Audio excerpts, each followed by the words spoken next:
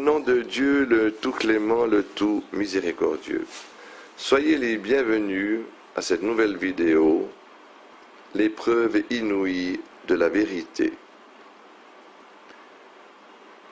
Le pasteur Henri Linderman de l'Église évangélique de Paris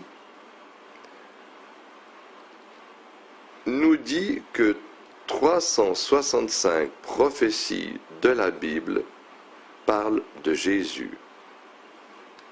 Cependant, la vérité est qu'aucune d'entre elles ne contient le nom de Jésus.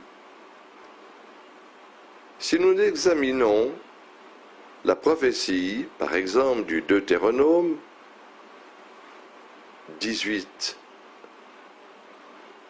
dans laquelle Dieu s'adresse à Moïse, la paix soit sur lui, par ses paroles, « Je leur susciterai un prophète semblable à toi. Je mettrai mes paroles dans sa bouche, et celui qui n'écoutera pas ce prophète sera retranché de mon peuple. » Et si ce prophète ose parler avec d'autres paroles que ce que je lui aurais ordonné, alors ce prophète devra mourir. Ainsi donc, cette prophétie, nous le voyons, ne contient pas le nom de Jésus, et c'est celui qui a écrit l'Acte des Apôtres, au chapitre 3, au verset 27, qui attribue cette prophétie du Deutéronome à Jésus. La paix soit sur lui. Cependant, pour les chrétiens, Jésus n'est jamais semblable à Moïse. Et d'autre part, puisque les 4 évangiles nous racontent que Jésus a été crucifié et est mort sur la croix, cela ne saurait le concerner, car lui attribuer cette prophétie, ce serait comme prétendre qu'il a été un faux prophète, ce qui n'est bien sûr pas le cas. D'ailleurs, dans le Coran, nous trouvons cette même sentence.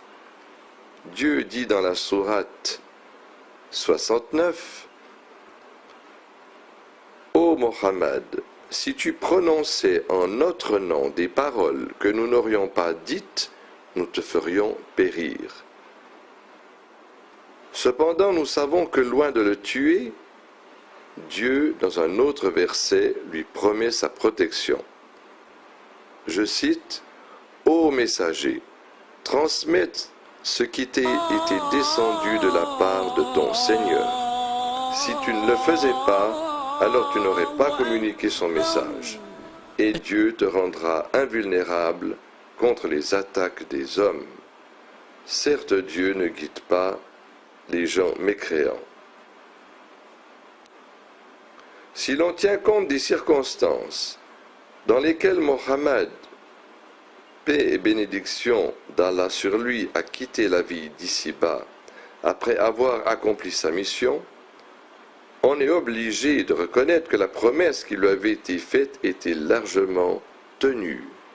En effet, Dieu, dans la sourate numéro 41, la victoire, lui promet la prise de la Mecque.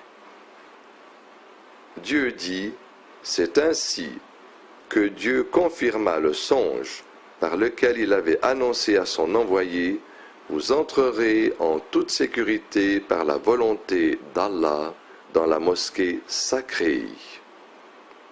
Mais cette prophétie ne s'arrête pas seulement à la conquête de la Mecque. Dieu promet qu'après la mort du prophète, ses successeurs aussi répandront son message sur toute la terre.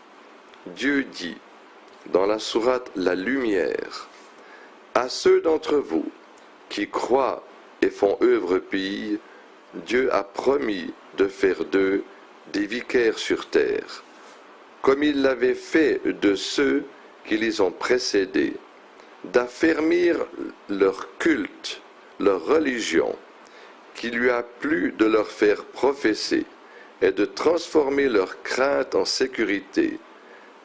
Qu'ils m'adorent donc sans rien m'associer, et ceux qui après cela renieront leur foi, ceux-là seront de véritables scélérats.